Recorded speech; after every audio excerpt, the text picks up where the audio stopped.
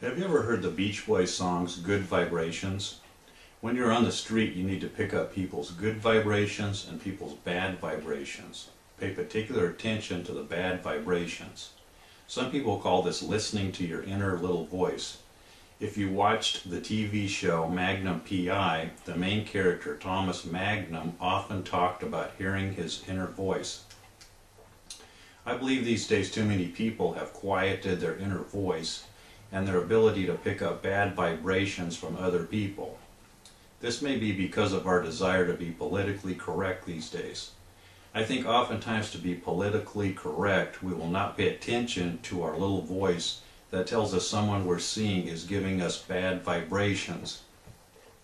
No one is going to know what your inner voice is telling you unless you tell them. So if your little inner voice is telling you that someone could be a potential threat to you, you should pay attention and steer clear of those people. This is a skill some people will have to relearn.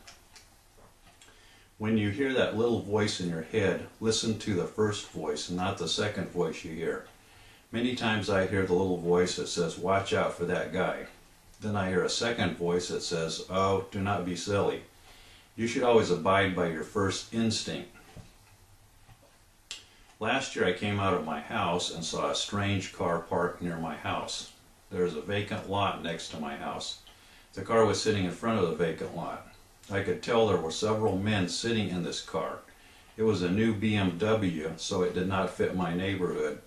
I got in my car, drove past the BMW, and made a U-turn driving back past the car. I saw several rough men inside the car. They glared at me as I passed. My first thought was to park my car and go back in my house. My wife was home alone, and my initial fear was that they would break in on her. I had a short trip, and she is a very good shot with a gun. My second thought was that I was being silly, and I should just go on with my second thought. When I returned home, the car was gone. Nothing had happened, and I thought I probably had just been silly. When I received our newspaper the next day, there was a story about the men in the BMW. There's a grocery store 2 blocks from my house. It is next to our town's police station. A lot of the town's police officers go to the grocery store to buy their food. A detective was in the checkout line when he noticed one of the BMW's occupants. He saw him walk out of the store with bottles of liquor. Since the man had not paid for the liquor, he followed him outside to his car. The detective told the men to get out of the car, but they refused.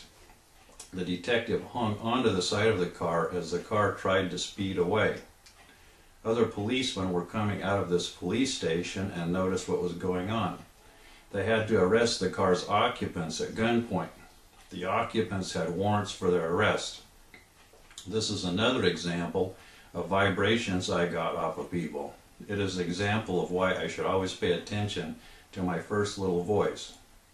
Sometimes you may get vibrations from people by the way they are acting or just the way they are looking at you.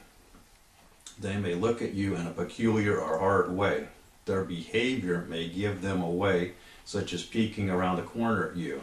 If you are walking on the street and you see someone's head bobbing in and out around a corner, go to the other side of the street to avoid them. Do not take a chance. They are waiting to jump you. You should be practicing ways to escape from people before any potential threat arises for you.